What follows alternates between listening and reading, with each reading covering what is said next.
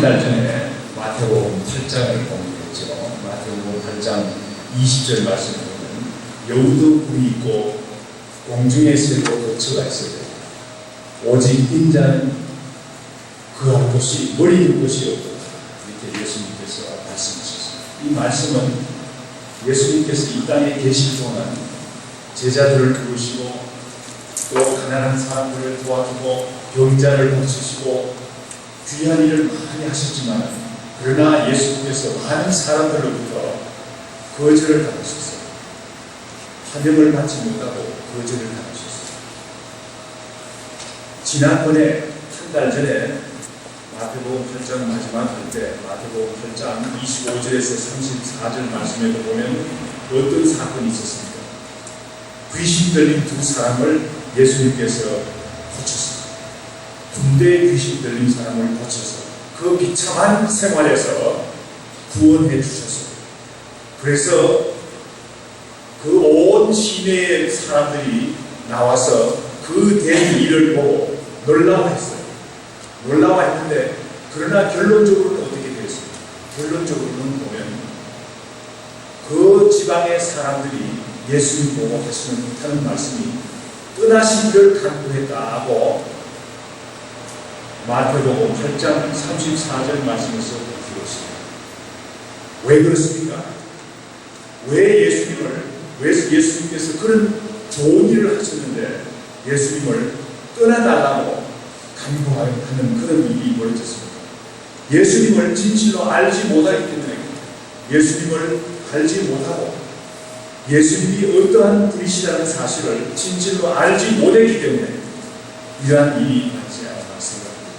그러나 우리 신앙의 역사를 통해서 보면 많은 사람들이, 많은 신앙의 선배들이 예수님을 올바로 알게 될 때 예수님을 구세주로 모시고 예수님께서 이 땅에 하나님의 아들로 오셨다는 사실을 알고 그 생애가 삶이 변화된 많은 사람들이 또한 있는 것을 볼 수 있습니다. 우리가 오늘 본문 말씀에서 우리가 알고 있는 것은 무엇입니까? 예수님께서 중풍병자를 고치셨습니다. 중풍병자를 고치셨는데 중풍병자를 고치신 그것이 가장 중요한 사건, 병자를 고치신 그 사건이 가장 중요한 사건이라고 우리가 생각할 수 있지만 그러나 또한 우리 주님께서 자기 자신이 하나님의 아들이라는 사실을 증거하고 있어요. 그 증거, 하나님의 아들이라는 사실을 모르는 사람들은 예수님을 거절할 수밖에 없어요. 오늘 본문 말씀 가운데서 예수님이 침상에 누운 중풍병자를 고치셨다는 그 사실뿐만 아니라 그 사건을 통해서 우리 주님께서 이 땅에 오셨는데 하나님의 아들로 오셨을 뿐만 아니라 하나님과 같은 동등한 위치에 계신 분이라는 사실을 오늘 본문 말씀은 증거하고 있어요. 오늘 본문 말씀에 보면 먼저 1절, 2절 말씀에 보면 예수님께서 침상에 누운 중풍병자를 고치신 것을 볼 수 있습니다. 그들의 믿음을 보시고 중풍병자를 고치시는 사건을 볼 수 있습니다. 오늘 본문 말씀에서 보면 2절 말씀에 침상에 누운 중풍병자를 사람들이 데리고 왔다고 되어 있는데 사실 이 사건의 내용을 마가복음이나 누가복음을 보면 그 배경을 좀 더 자세하게 알 수 있어요. 마가복음 2장 1절에서부터 12절, 누가복음 5장 17절에서부터 26절 말씀에 보면 더 자세한 내용이 나와 있는데 그 내용을 참조해서 보면 마태복음에서는 그냥 사람들이 데리고 왔다 이렇게 되어 있는데 네 사람의 친구들이 그 병자를 메고 왔다 이렇게 되어 있어요. 침상에 누운 채 이 환자는, 이 중풍병자는 전혀 그럴 수 없는 사람이에요. 전혀 그럴 수 없는 사람이 되어서 네 사람이 그 병자를 메고 왔다고 했어요. 침상에 한 귀퉁이에 한 사람씩 들고 이런 말씀을 볼 때 이 중풍병자가 그냥 좀 아픈 정도가 아니라 심각한 불구의 상태에 있는 것을, 심한 불구 상태에 있는 것을 알 수 있어요.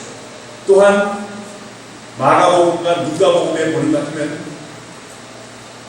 이 친구들이, 네 사람의 친구들이 데리고 왔는데 예수님께 나왔어요. 예수님께 나오니까 많은 사람들이 지금 예수님께 가서 기도를 받고 예수님께 고침을 받아야 되겠는데 많은 사람들이 예수님을 애워싸고 있거든요.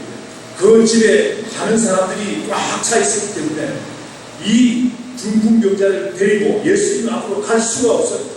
그래서 어떻게 했습니까? 이 친구들은 지붕으로 올라가가지고 지붕에서 지붕을 뜯고 그 침상을 내려서 줄로 내려서 예수님 앞에 이 환자를 보여주었어요. 그래서 예수님께서 고치신 것으로 그렇게 나와 있어요.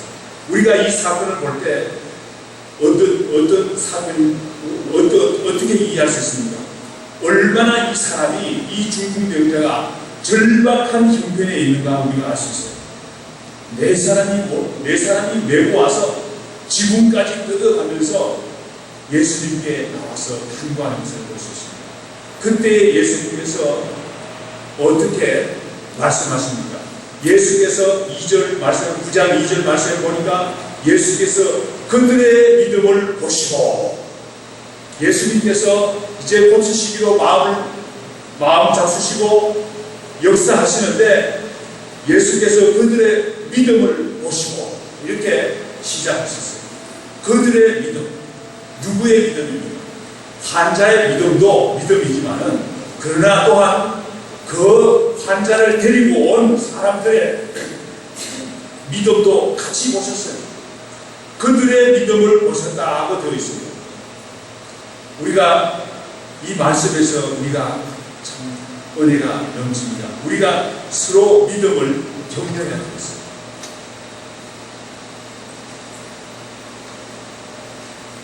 아마도 그 침상을 메고 온 친구들이 아마 서로 격려했을 것 같아요. 힘들었겠죠. 그런데 예수님께 와보니까 집에 사람들이 확 찼어요. 야, 이건 도저히 예수님을 볼 수가 없구나. 그래도 포기하면 안 돼. 어떻게 들어갈 수가 있어야죠. 그런데 안 돼. 그래도 포기하면 안 돼. 서로 격려하면서 그러면 지붕이라도 올라가자. 내가 지붕 뜯을게.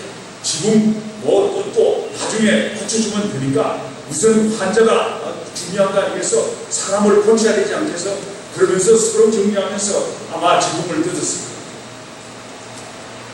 우리가 이와 같이 서로 믿음의 격려를 하고 있습니다. 서로 돌아보고 사랑과 선행을 격려합니다. 히브리서 10장 24절 말씀이죠. 우리 한번 귀한 말씀이니까 한번 찾아보겠습니다. 히브리서 10장 23절부터 우리 한번 이 말씀을 다 같이 한번 읽도록 하겠습니다. 제가 가진 신약 성경 354페이지인데 히브리서 10장 23절에서부터 25절.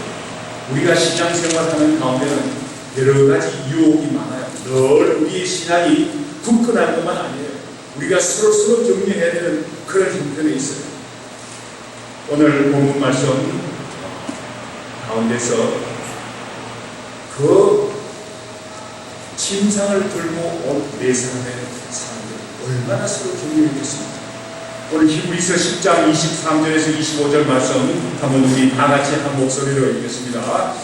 또 약속하신 이는 기쁘시니 우리가 믿는 우리의 소망을 움직이지 말며 굳게 잡고 서로 돌아와 사랑과 선행을 격려하며 오히려 피하는 어떤 사람들의 수고와 같이 하지 말고 오직 권하여 그날이 가까움을 볼수록 더욱 그리하자. 그렇습니다.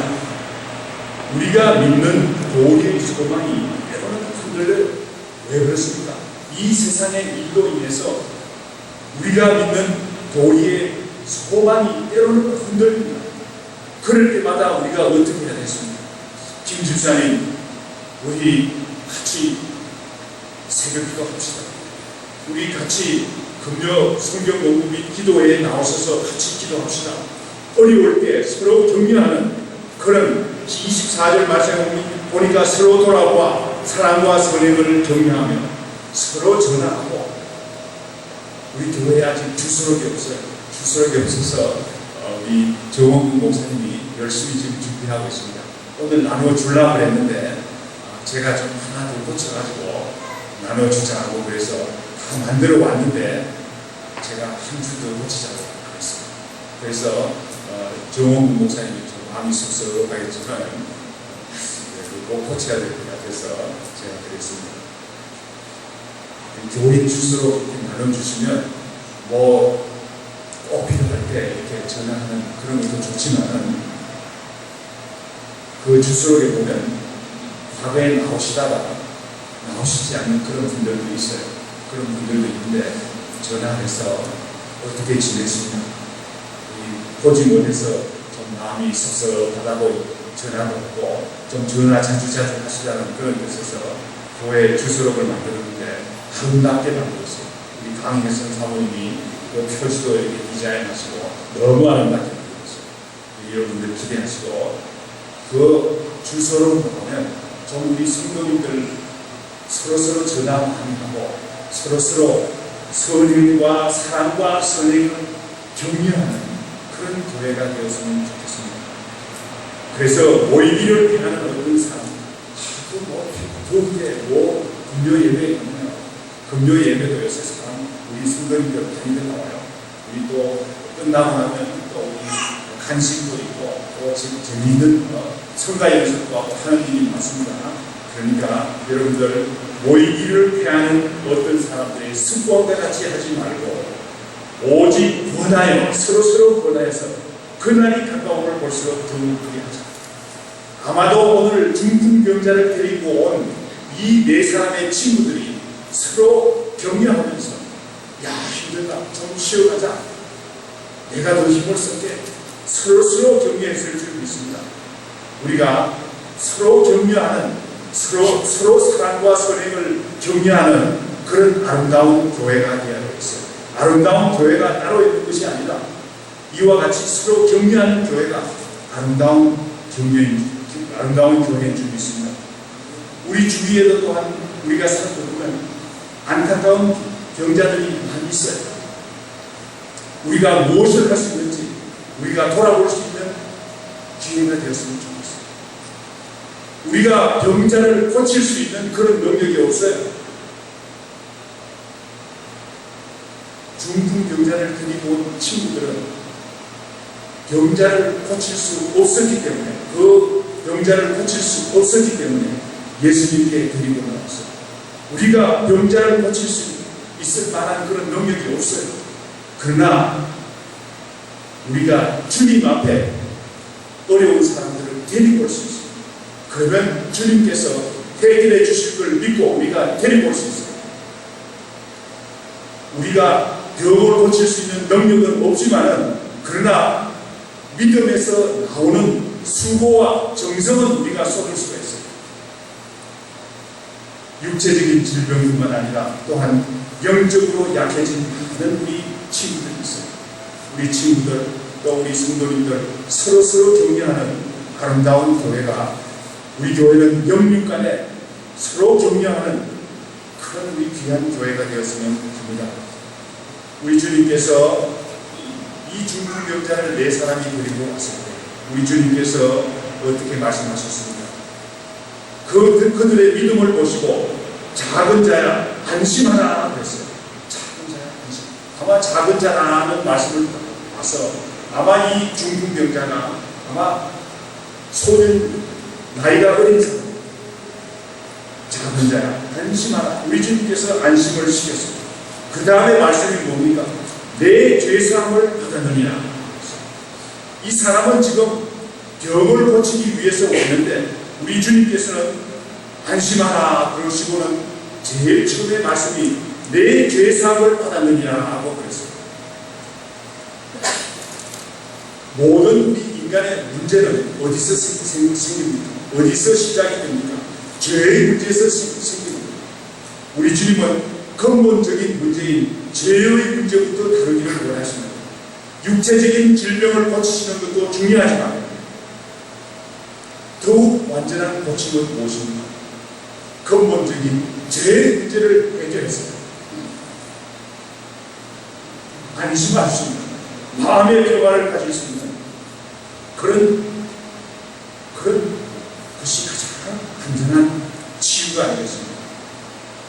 우리가 주님 앞에 나올 때, 주님은 우리의 모든 면을 보세요. 우리가 비록 경제적으로 힘들어서 우리 주님 앞에 나와서 간구하지만 우리 주님께서는 우리의 마음의 죄까지도 보시는 거죠. 우리는 주님 앞에 나오게 될 때 숨길 수가 없습니다. 모든 것을 다 내놓고 기도하지 않을 수 없습니다. 죄가 우리를 가로막을 수 있습니다. 반가운 사실은, 그래도 반가운 사실은 우리가 주님 앞에 나오는 것 같으면 우리 주님께서는 모든 죄를 다 사해 주신다 하고 있습니다. 무슨 근거로 죄를 사해 주십니까? 우리가 잘나서 죄를 사해 주십니까? 그게 아니죠. 우리의 믿음을 보시고, 그들의 믿음을 보시고 내 죄사함을 받는다. 우리가 이 말씀을 생각할 때 로마서 1장 17절 말씀에도 그렇게 나와있죠. 오직 의인은 믿음으로 말미암아 살리라. 그렇습니다.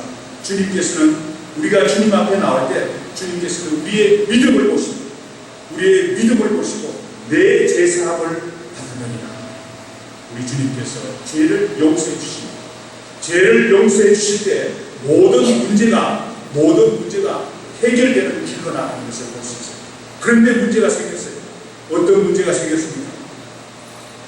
같이 있던 성도관들이 속으로 서로 의논했습니다. 이 사람이라는 것은 예수님을 닮았습니다. 예수님이 신성을 모독한다고 서기관들이 생각하고 있었습니다. 예수님께서 중풍병자의 죄의 문제를 해결하고 이제 고쳐주시기 위해서 역사하고 계시는데, 애쓰시고 계시는데, 어떤 서기관들은 속으로 이르되 이 사람이 신성을 모독하더라 하고 그랬습니다. 그때에 예수님께서 뭐라고 대답을 했습니까? 4절 말씀 우리 다 같이 한번 읽어보겠습니다. 4절 말씀. 예수께서 그 생각을 아시고 이르시되 너희가 어찌하여 내 마음에 악한 생각을 하느냐. 우리 예수님께서 그 서기관들에게, 예수님은 모든 것을 아세요. 서기관들이 속으로 생각을 했어요. 이 사람이 신성을 모독한다고 그랬어요. 생각만 했어요. 그런데 예수님께서는 그 생각을 아시고, 그들의 생각을 아시고 너희가 어찌하여 마음에 악한 생각을 하느냐고 그랬어요.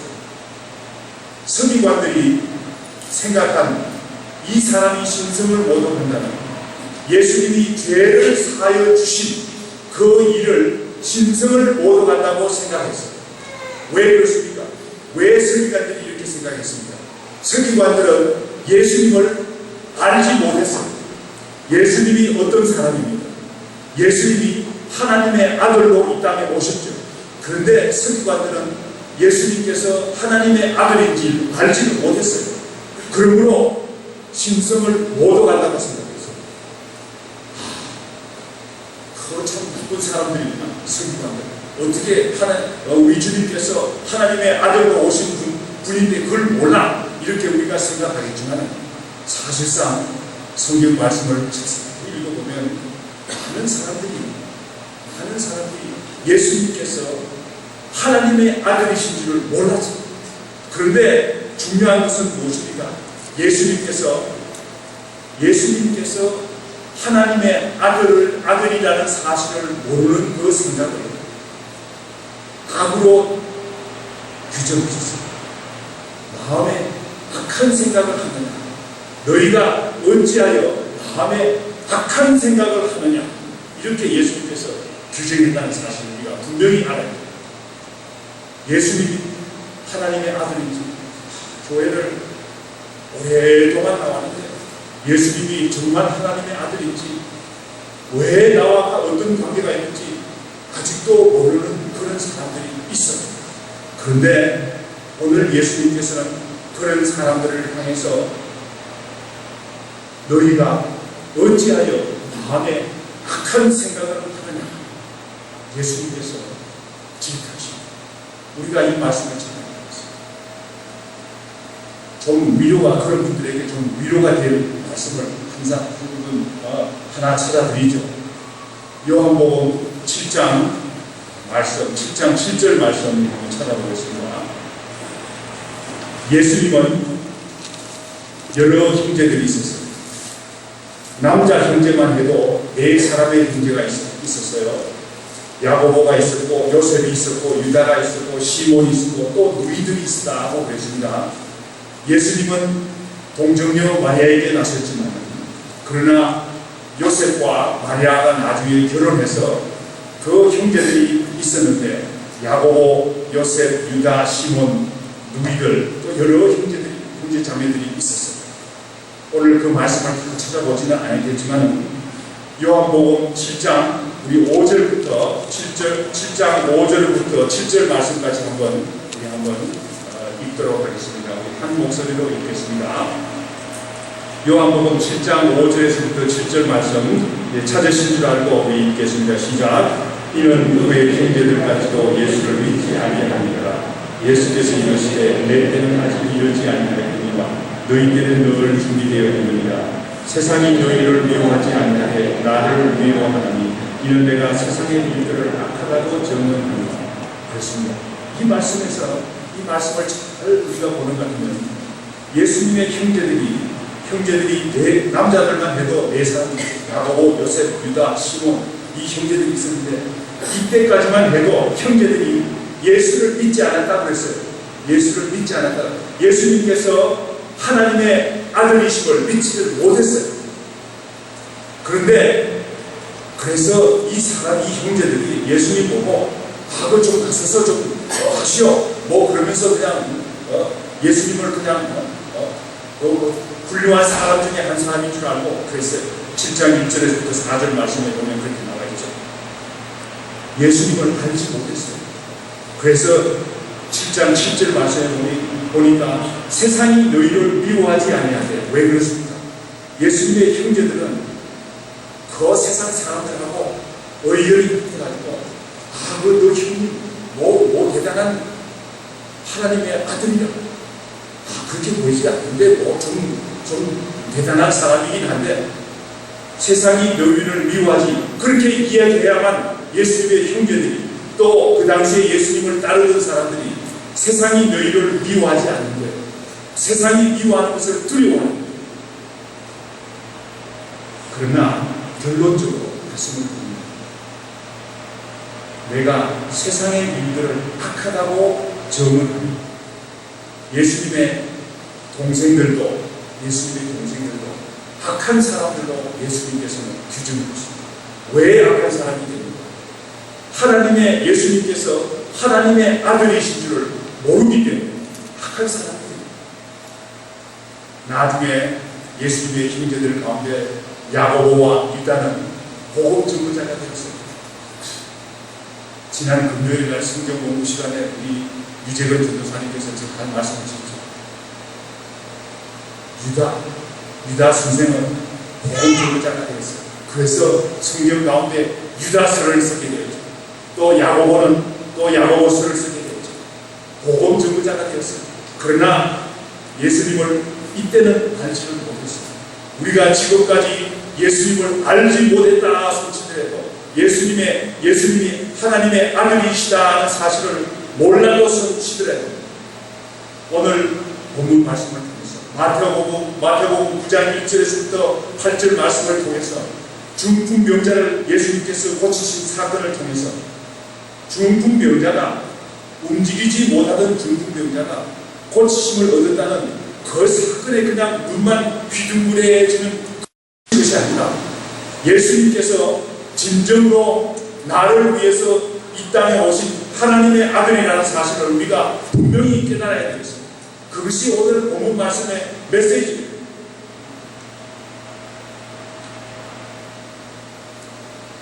서기관들은 예수님께서 행하시는 신적인 사역을 보고도 서기관들은 예수님이 하나님의 아들이신 줄을 몰랐습니다.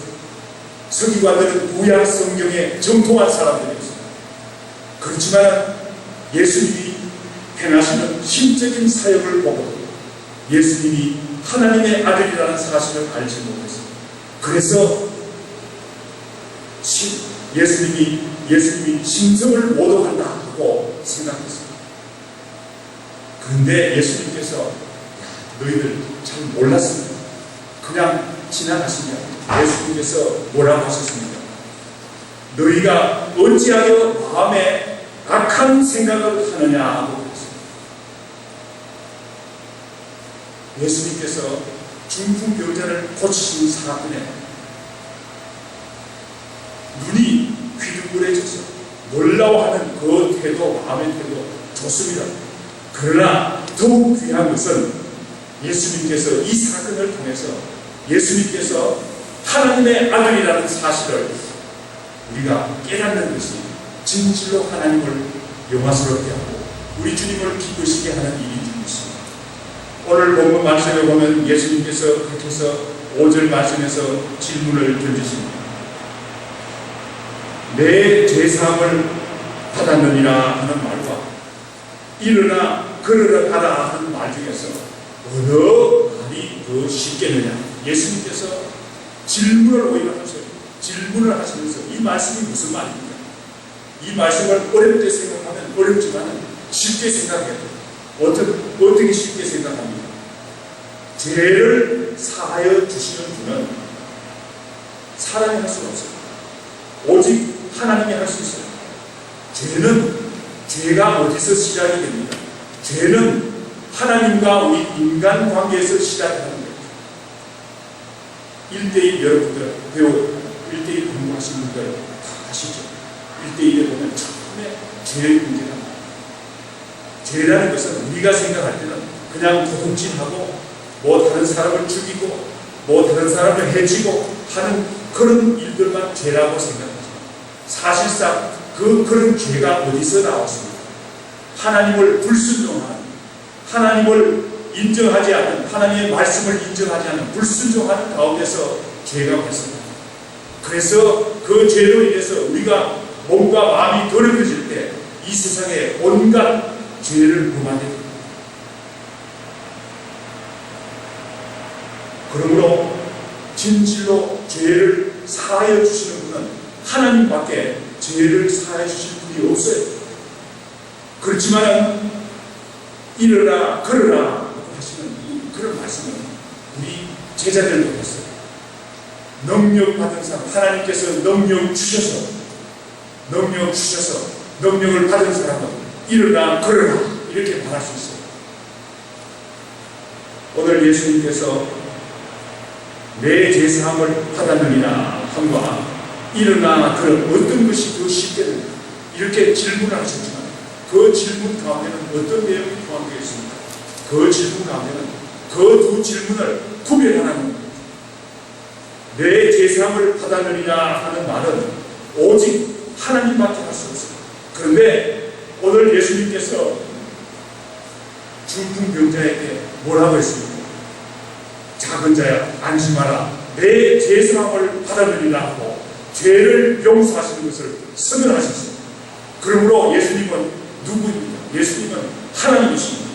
하나님의 아들로 오셔서 하나님과 동등한 분이시라는 사실을 오늘 본문 말씀은 확실하게 분명하게 증거하고 있습니다.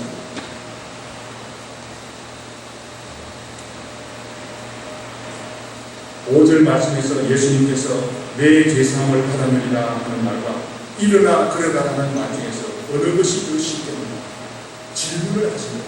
그 질문의 요점은 예수님께서 이 땅에 오셔서 병자를 고치고 말씀을 가르치시고 하셨지만 죄 사하는 권세까지도 가지신 하나님의 아들이라는 사실을 오늘 본문 말씀을 통해서 증거하고 있습니다. 우리가 이 사실을 모르는 것 같으면 이 사실을 눈 감고 지나가는 것 같으면 오늘 본문 말씀은 잘 못 읽습니다.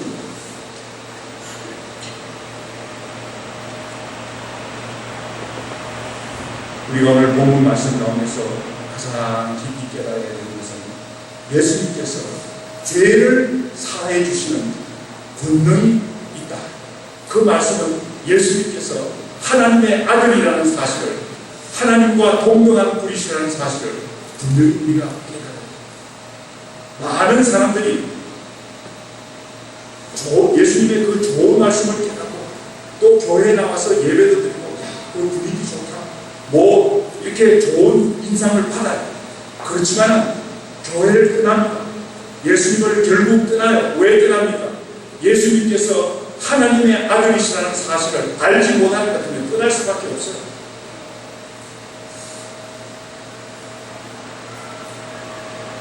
오늘 본문 말씀 6절에서부터 8절 말씀에서는 보면 서기관들은 속으로 예수님이 신성을 못 한다고 생각했지만, 그러나 무리들은 하나님께 영광을 드립니다. 어떻게 영광을 드립니까? 우리 예수님께서 6절 상반절 말씀을 보면 인자가 세상에서 죄를 사하는 권능이 있는 줄 너희로 알게 하려 한다 하시고, 예수님께서 죄를 사하는 권세가 있는 줄 아는 백성들에게, 중풍 무리들에게 보여주시는데, 중풍병자에게 일어나 침상을 가지고 집으로 가라고 하십니다. 지금까지 이 중풍병자가 어떻게 했습니까? 움직일 수 없어서 네 사람이 침상에 누워서 침상을 들고 왔어요. 그런데 이 사람이 이제 일어나서 침상을 가지고 걸어서 집으로 가라고 그랬으니까 얼마나 분명하고 확실한 고침입니다. 우리 주님께서는 이와 같이 확실하게 고쳐주십니다. 우리의 모든 문제를 어떻게 주님께서는 고치십니까? 우리의 믿음을 보시고 우리의 모든 문제를, 우리 모든 아픔을 깨끗하게 고쳐주시는 분이 우리 주님인 줄 우리가 먼저 알아야 되겠습니다. 그럴 뿐만 아니라 오늘 8절 말씀에, 7절 말씀에 보니까 그 중풍병자가 일어나 집으로 돌아갔다고 했어요. 예수님이 명령하신 것처럼 돌아갔다고 했어요. 그때에 무리가 보고 두려워했다고 했어요. 무리가 왜 두려워했습니까? 두려워한 이유는 두 가지입니다. 첫째 이유는 중풍병자가 그 침상에 누워서 들려서 왔는데 이제 그 침상을 가지고 집으로 걸어서 가는 그 놀라운 사건을 통해서 두려워했기도 했지만, 또한 이런 권능을 예수님께서 주신 예수님께서 죄를 사하여 주신 그 권능을 사람들이 알고 하나님께 영광을 돌렸다 하고 오늘 본문 말씀을 증거하고 있습니다. 우리 교회가 예수님께 영적으로 육적으로 아픈 사람들을 불러모았습니다. 치유하는 역사가 일어나고 있습니다. 우리 치유가 많이 필요합니다. 육체적인 질병뿐만 아니라 영적으로 어려운 사람들도 있습니다. 우리가 이 사람들을 우리가 치유해야 되겠습니다. 그러나 또한 중요한 것은 우리 예수님께서 이 땅에 오십니다. 하나님의 아들로 오십니다. 하나님의 아들로 오셔서 십자가에서 나를 위해서 죽으셨다, 하나님의 아들로서 십자가에 죽으셨다 하는 사실을 깊이 깨닫는 이런 일들이 우리 교회에서 많이 일어났으면 좋겠습니다. 그래서 진실로 예수님께서 하나님의 아들이심을 깨닫는 그런 많은 백성들이 태어나기를 기도합니다. 우리가 이런 점을 위해서 우리가 기도해야 되겠습니다. 그래서 우리가 선교사들을 보내고, 그래서 우리가 노방전도를 하고, 그래서 우리가 점심을 제공하고, 우리가 친절을 베풀고 하는 것이 아니겠습니까? 환자가 낫는 것도 중요하지만 더욱더 귀한 것은 우리 주님께서 나를 위해서 십자가에 죽으셨다 하는 사실, 하나님의 아들로서 십자가에 죽으셨습니다.